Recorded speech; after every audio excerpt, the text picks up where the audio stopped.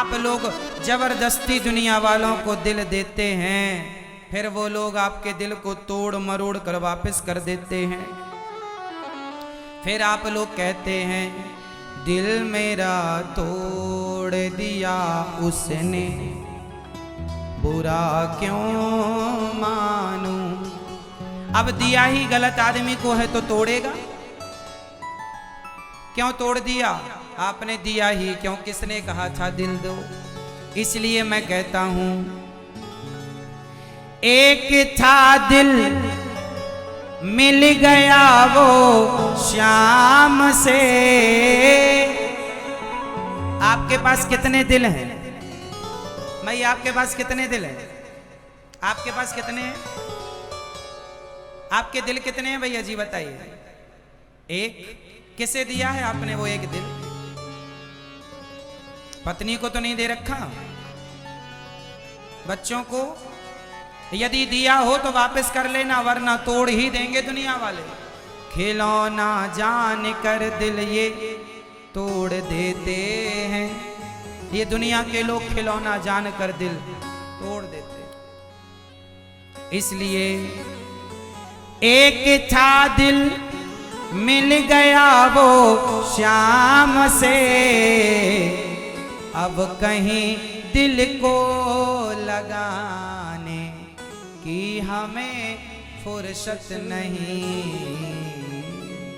एक दिल है गोविंद को दे दो, सुरक्षित रहेगा, वरना तोड़ दिया जाएगा। आप लोग रोते हैं फलाने ने दिल तोड़ दिया, फलाने। अब क्यों तुम बांटते फिर रहे हो? दिल एक है, सबको ही बांट रहे हो। आपने तो बांट बांट के टुकड़े टुकड़े कर दिया। कुछ दिल पत्नी को दिया, कुछ बच्चों को दिया, कुछ परिवार को दिया। आप ही टुकड़े टुकड़े कर रहे हैं। फिर आप ही गाना गाते हैं, दिल के टुकड़े टुकड़े करके मुस्कुरा के चल दिए। अब आप ही कराओगे टुकड़े, तो हो गई टुकड़ा टुकड़ा।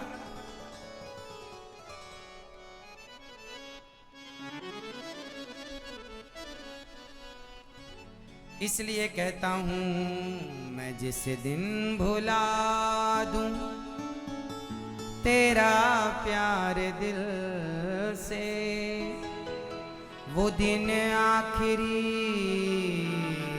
हो मेरी जिंदगी का। ये आंखें उसी रात हो जाए अंधी, ये आंखें उसी रात हो जाए अंधी, जो तेरे सिवा देखे सपना किसी का। मैं जिस दिन भुला दूं तेरा प्यार दिल से, वो दिन आखिरी हो मेरी जिंदगी का।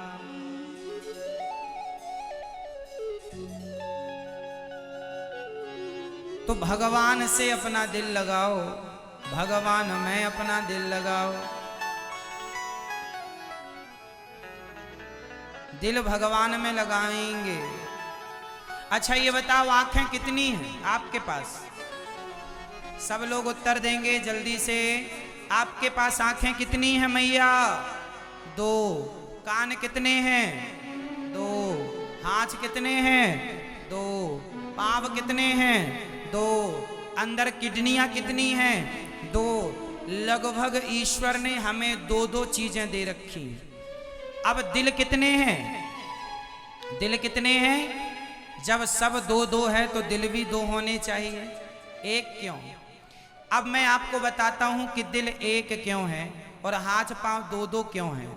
मानो भगवान कहना चाहते हैं आंखें दो इसलिए हैं कि एक आंख से अपनी पत्नी को, पुत्र को, परिवार को, परिजनों को देखा करो, पर दूसरी आंख सदा भगवान को देखने के लिए रिजर्व रखा करो।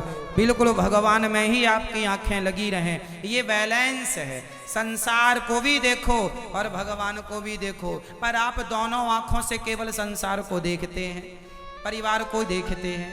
इसलिए दो आंखें हैं, एक भगवान में लगी रहे एक परिवार में लगी रहे। कान दो, एक कान से पत्नी की सुनो, पति की सुनो, परिवार की सुनो, बिजनेस व्यापार की सुनो, पर दूसरा कान कथा सुनने के लिए रिजर्व रखो, भगवान का नाम सुनने के लिए रिजर्व। पांव दो हैं, एक पांव अपनी पत्नी पुत्र परिवार पैसे के लिए बढ़ाओ, पर दूसरा पांव सदा वृंदावन के लिए, बिहारी जी के लिए, रामलला के लिए, जगन्नाथ जी के लिए, सत्संग के लिए आपका पांव बढ़ता रहे। यही तो पांव होने की सार्थकता है। आप कभी अपने पांव से चलकर वृंदावन ना गए, जगन्नाथ जी ना गए, कथा में ना आए, तो आपके पांव होने का क्या मतलब? फिर भगवान बोलेंगे तेरे को पांव नहीं देंगे, लंगड़ा बना के भेजेंगे। पांव दिया तो था, कौन से मेरे धाम तू आ गया? इतना आलसी है कथा सुनने भी। अंबिकापुर में कथा हो रही, तू अपने शहर के शहर में नहीं आ पाया, क्या करेगा पांव का? भगवान कहते हैं चल अलग कर पांव, वापस कर। जब तेरे पास पांव का कोई उपयोग ही नहीं है, तू पांव से केवल परिवार पैसे के लिए चलता जा रहा, चलता जा रहा। यही लोग फिर बिना पांव के होते हैं। इसलिए पांव की सार्थकता है कि पांव से चलकर भगवान के दर्शन के लिए जाया जाए, तब पांव होना सफल हो जाता है। ये हाथ ईश्वर ने दिए, एक हाथ से पत्नी पुत्र परिवार को, व्यापार बिजनेस को थामो, पर दूसरा हाथ सदा दान पुण्य में लगा रहे, सत्कर्म धर्म में सेवा में लगा रहे। ये दोनों हाथों का बैलेंस है। अब आप एक हाथ, दोनों हाथ से व्यापार, दोनों हाथ से परिवार संभाल रहे हैं, कभी आपने दान पुण्य नहीं किया, भगवान बोले हाथ का काम ही नहीं है तेरा, चल वापस कर। इसलिए हाथ की सार्थकता सुंदर अंगूठियां पहनने से नहीं है, हाथ की सार्थकता तब है, हाथ की शोभा सोना चांदी से नहीं है, हाथ की शोभा तो सेवा से है, परोपकार से है। जिनके हाथ सेवा में लगे हैं, परोपकार में लगे हैं, उन्हीं के हाथों की शोभा है। तो शरीर का एक अंग संसार के लिए, एक अंग भगवान के लिए। अब ये तो ठीक था। अब ये समझो कि आपके पास चलो दो दो था, सब चीजें तो बांट दिया आपने। एक हाथ संसार को एक सेवा में, एक पांव संसार को एक भगवान में, एक कान संसार को एक भगवान में, एक आंख संसार को एक भगवान में आपने लगा दी, पर दिल एक ही है। अब दिल कहाँ लगाओगे ये आप बताओ हमें। मैया जी, ओ मेरी माँ, बैठ जाओ सरकार, बैठिए और ध्यान से सुनो।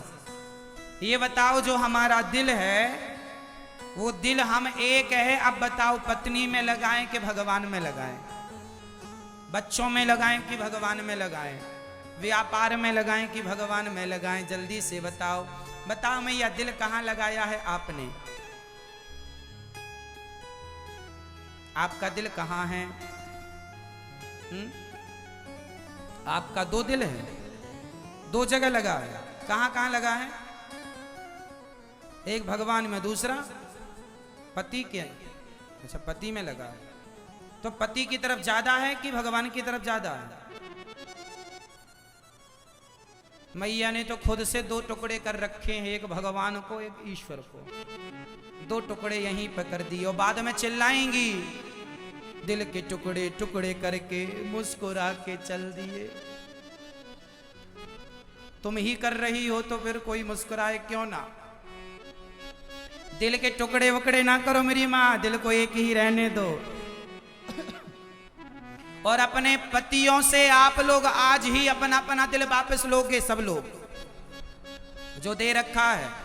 और पत्नियों से भी आप लोग अपना दिल वापस ले लेना। चलो वापस करो हमारा दिल।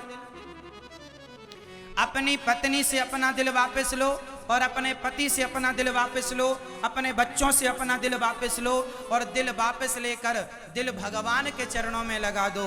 और फिर पत्नी को क्या दें महाराज, पति को क्या दें? अरे पति पत्नी को दिल देने की जरूरत नहीं है, इनका तो गुजारा दिमाग से ही हो जाता है। इनको दिमाग में रखा करो, सबको दिमाग से चलाओ सब चीजें।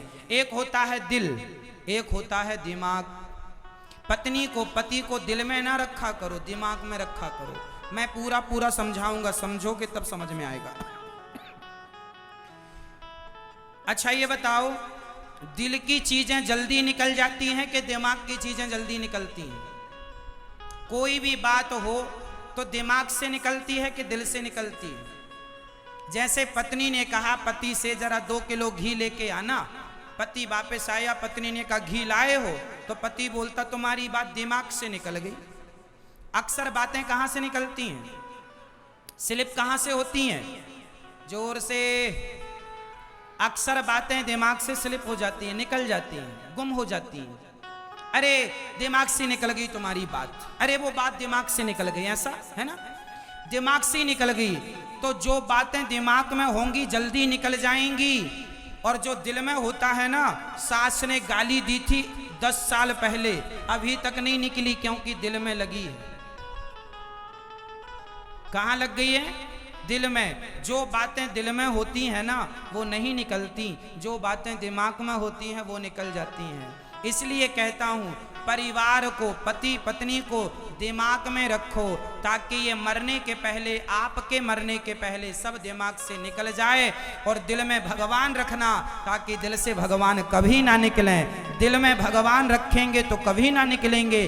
दिमाग में दुनिया को रखा करो, ताकि मरने के पहले सब डिलीट कर दो। यदि आप पति का चिंतन करते करते मर जाओगी तो अगले जन्म में पुरुष बनोगी। ये प्रसंग मैंने कल सुनाया है। आपकी मोक्ष में आपका सबसे बड़ा बाधा क्या है? आपका मन जहां जहां